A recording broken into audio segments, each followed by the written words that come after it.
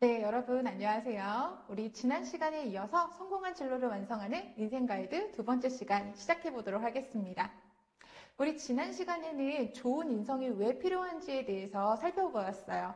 우리 이번 시간에는 성공한 사람들이 어떠한 습관을 가지고 있는지 같이 살펴보고 생각해 볼 건데요. 혹시 이분 아는 친구? 이분을 안다라는 건 정말 대단한 친구예요. 칭찬해주고 싶어요.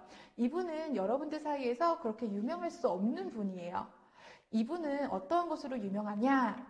성공하는 사람들의 7가지 습관이라는 책의 저자입니다. 스티븐 코비라는 분인데요.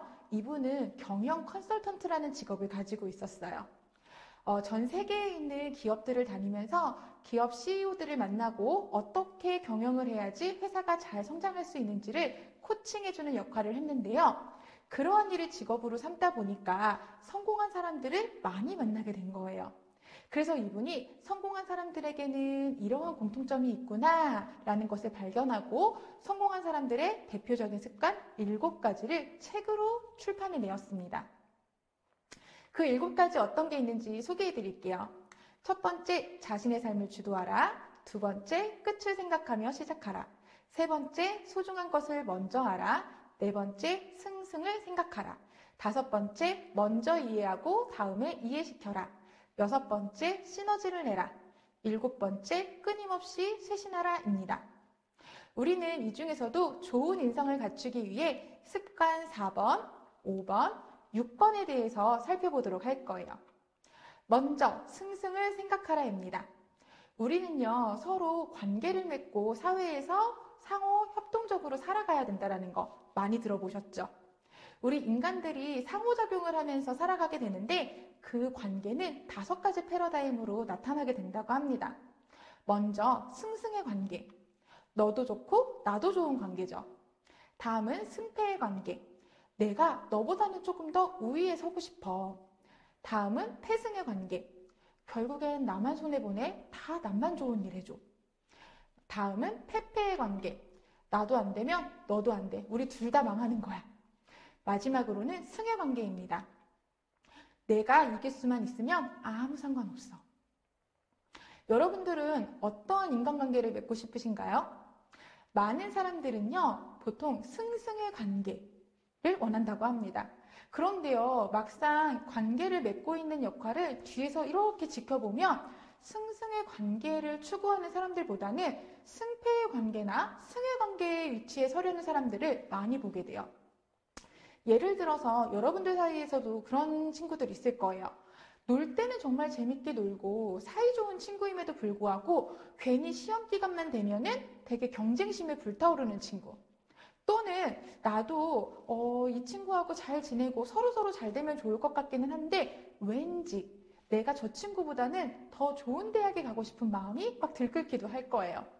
이러한 사람들을 말하는 것은 승승의 관계가 아니라 승패의 관계나 승의 관계를 이루어낸다고 말할 수 있습니다. 그렇다면 승승의 관계는 무엇이냐? 말 그대로 나도 좋고 너도 좋은 관계, 나도 이기고 너도 이기는 관계를 말한다고 해요. 그렇다면 승승의 관계를 이루기 위해서는 어떠한 것들이 필요하냐? 이러한 그래프가 있습니다. 가로축은 배려를 나타내고요. 세로축은 용기를 나타냅니다. 자, 배려도 높고 용기도 높은 친구들은 어떠한 관계를 이루어내느냐? 승승의 관계를 이루어낸다고 할 수 있어요. 반대로 배려도 낮고 용기도 낮은 친구들은 패패의 관계겠죠. 용기는 높은데 배려가 낮다? 승패의 관계고요. 반대로 배려는 높은데 용기가 낮다? 패승의 관계입니다. 즉 승승의 관계는요, 다른 사람을 배려할 줄도 알고 용기 있게 행동할 줄 아는 사람을 승승의 관계를 만들어낼 줄 아는 사람이다 라고 이야기를 한다라는 거예요. 여러분들, 성공한 사람들은요, 다른 사람을 배려하고요, 용기 있게 행동하는 사람이라고 합니다. 여러분들도 승승의 관계를 위해서 친구들과 경쟁하는 마음은 잠시 내려놓고 주변 사람들을 배려하고 용기 있게 생활하는 학교 생활을 이어가시기를 바라겠습니다. 다음은요, 먼저 이해하고 다음에 이해시켜라입니다. 쉽게 생각해서 아, 이거 경청 이야기구나 라고 이해하실 거예요. 많은 사람들이 그렇습니다. 아, 그래, 경청 잘해야지, 그래야지 소통이 잘 되는 거야 라고 생각할 수 있는데요. 그것은 우리가 흔하게 얘기하는 경청, 즉 일반적 경청을 말해요. 하지만 여기 스티븐 코비가 말하는 경청은 공감적 경청이라고 합니다. 둘의 차이가 어떻게 다른지 사례를 통해서 살펴보도록 하겠습니다. 먼저 일반적 경청은요, 친구끼리의 대화가 이렇게 진행이 되는 거예요. 아, 나 지금 엄마한테 혼나고 나와 있어. 왜? 아, 몰라. 공부하다가 잠깐 쉬려고 유튜브 켰는데 갑자기 들어와서는 또 유튜브 보냐고 뭐라 하잖아. 아니, 말하지 그랬어. 지금까지 공부했다고.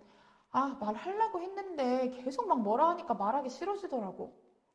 그래서 어떻게 할 건데? 집에 안 들어갈 거야? 아, 몰라. 야, 날도 춥고 늦었는데 얼른 들어가. 엄마 걱정하셔. 자, 이런 것이 일반적 경청이에요. 뭐 흔하게 여러분들이 친구들과 주고받는 대화다라고 볼 수 있겠죠. 그런데 공감적 경청은 조금 비슷한 듯 하면서도 다릅니다. 나 지금 엄마한테 혼나고 나와 있어. 그래서 지금 밖이야? 날도 추운데 기분도 안 좋고 어떡하냐? 아니, 공부하다가 잠깐 쉬려고 유튜브 켰는데 갑자기 들어와서는 또 유튜브 보냐고 뭐라 하잖아. 아, 지금까지 열심히 했는데 엄마가 오해해서 많이 속상했겠네. 아, 오해한 것도 그렇고 엄마가 맨날 나를 놀기만 하는 애 취급하는 게 더 짜증나. 엄마가 너한테 맨날 놀기만 한다고 하셔? 맨날 그렇게 유튜브만 보고 게임만 해서 나중에 대학이나 가겠냐고. 엄마가 네 걱정을 하는 게 너도 꽤 신경 쓰이나 보네. 나도 다 알아서 적당히 하는데 왜 그렇게 믿지는 않고 걱정만 하는지.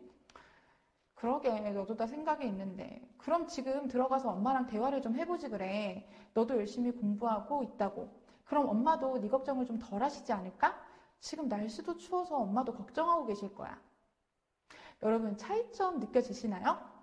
일방적 경청은 상대방의 이야기를 듣고 거기에 대한 반응을 해주는 거예요. 그런데 공감적 경청은 상대방의 상황과 기분을 내가 느꼈다라고 인정해주는 말이 들어갑니다.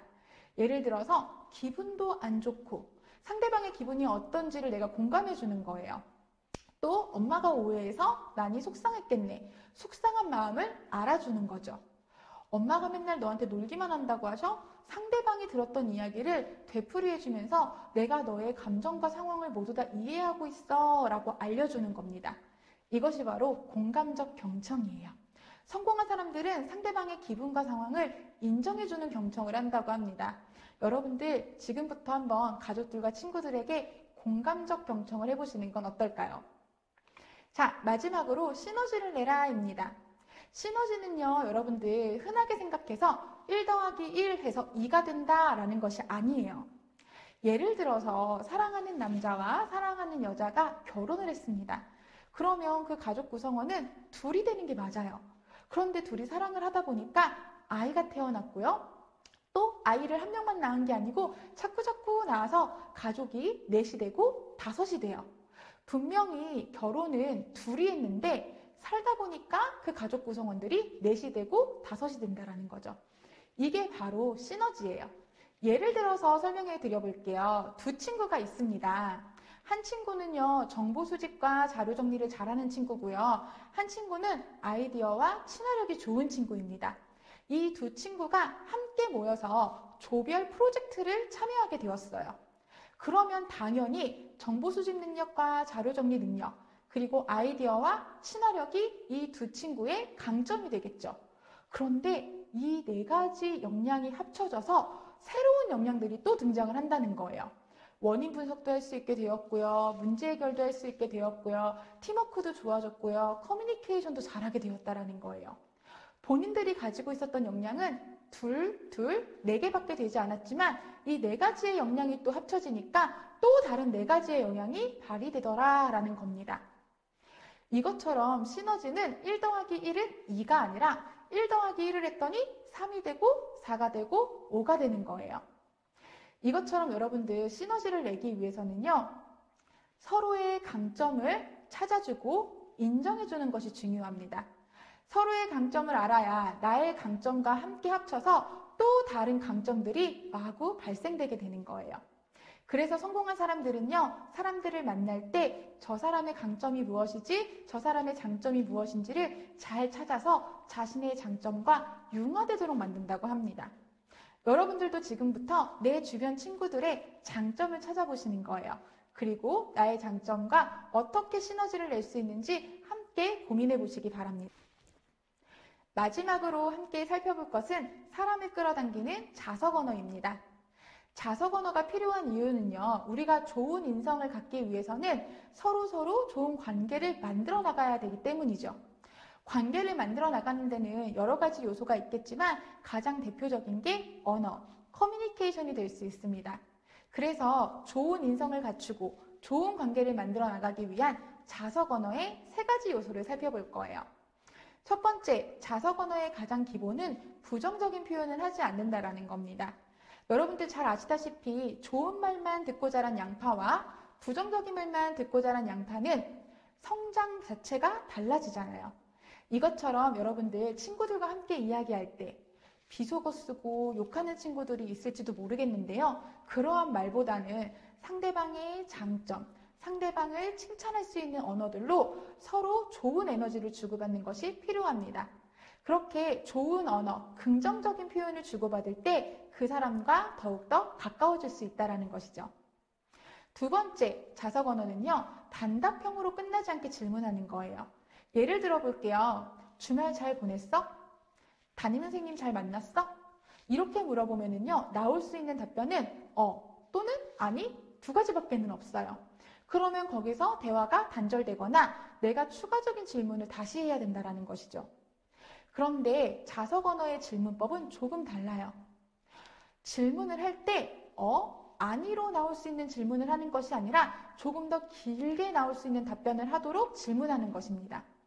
예를 들어서 주말에 뭐 했어? 담임 선생님이 뭐라고 하셨니? 이렇게 물어보는 거예요. 그러면 아니로 대답하는 것이 아니라 나 주말에 엄마랑 나가서 영화 보고 쇼핑했어. 이렇게 문장으로 답이 나오던가, 또는 선생님 만나봤는데 진로가 아직도 결정되지 않아서 걱정을 많이 하시더라고. 그래서 부모님하고 같이 상담받아 보기로 했어. 이렇게 단답형으로 끝나는 질문이 아닌 문장으로 나올 수 있는 질문을 한다는 것이 자석 언어의 2번째 특징입니다. 3번째 자석 언어는요, 상대방이 듣고 싶은 진심을 표현하는 거예요. 여러분들 SNS 자주 하세요? SNS에 보통 어떠한 사진 많이 올리시나요? 선생님 같은 경우에는 음식 사진 많이 올리는 편이고요. 좋은 데 갔다 오면 또 그 사진을 많이 올리는 편입니다. 아마 여러분들도 크게 다를 거라고 생각하지는 않아요. 그런데 그 사진을 올릴 때 어떠한 말을 듣고 싶어서 올리시나요? 물론 자기 만족으로 기록하기 위해서 올리는 친구들도 있겠지만 그 사진을 보면서 다른 사람들이 와, 여기 좋았겠다 라던가 와, 너 좋은 데 갔다 왔구나. 나중에 나랑 또 같이 가자. 이러한 말들을 기대하면서 올리진 않았을까 싶어요. 그런데 꼭 그런 친구들이 있어요. 얼마 전에 선생님이 되게 유명한 셰프가 하는 맛집에 다녀왔거든요. 그래서 그 사진을 약간 좀 자랑하고 싶어서 올려놨어요. 그랬더니 어떤 선생님 친구가 이렇게 댓글을 남겨놓은 거예요. 야, 살찐다, 살쪄. 관리 좀 해. 맨날 그렇게 먹으러 다녀서 너 어떡할라 그래. 이렇게 댓글을 남기는 거예요. 그런데 또 다른 친구는 이렇게 남기는 거예요. 와, 나도 여기 되게 가보고 싶었는데 어때? 맛있었어? 다음에 나도 한번 같이 가면 안 될까? 이렇게 댓글을 남겨요. 어떠한 친구와 여러분 더 친하게 지내고 싶을까요? 당연히 2번째 친구일 겁니다. 내가 어떠한 말을 했을 때 내 마음을 알아주고 내가 듣고 싶어하는 말을 해주는 친구. 물론 그 말이 거짓말이 되어서는 안 되겠죠. 하지만 여러분 다 느끼시잖아요. 맛있는 사진 올라오면 나도 먹고 싶고요. 좋은 곳 사진 올라오면 나도 가고 싶은 거잖아요. 괜히 거기에다가 야, 놀러 다닐 시간이나 있고 너 좋다, 좋겠다, 시간이 남아 도나 봐. 이런 이야기 하는 것이 아니라 와, 진짜 좋았겠다. 내가 느낀 그 솔직한 감정을 상대방이 듣고 싶어하는 언어 그대로 표현해 주시면 되겠습니다. 자석 언어 생각보다 어렵지 않아요. 부정적인 표현보다는 긍정적인 표현을 한다. 단답형으로 끝나는 질문보다는 문장형으로 끝나는 질문을 한다. 상대방이 듣고 싶어하는 진심을 표현한다. 이 3가지 기억해 보시고요. 여러분들 워크시트를 준비해 드렸어요. 이렇게 앞에서 설명해 드렸던 성공하는 사람들의 습관 3가지를 정리해 볼 수 있도록 준비해 드렸고요. 그리고 우리가 자석 언어를 배워봤으니까 내 일상생활 속 언어 중에서 고쳐야 하는 SNS 소통 예절과 또 내가 앞으로 활용할 수 있는 자석 언어들을 좀 정리해 보았으면 좋겠습니다. 여러분들 이것으로 오늘 수업 마칠게요. 여러분들 정말 성공한 진로를 완성시키는 좋은 인성을 갖춘 인재로 성장해 나가시기를 늘 응원하겠습니다. 수고하셨습니다.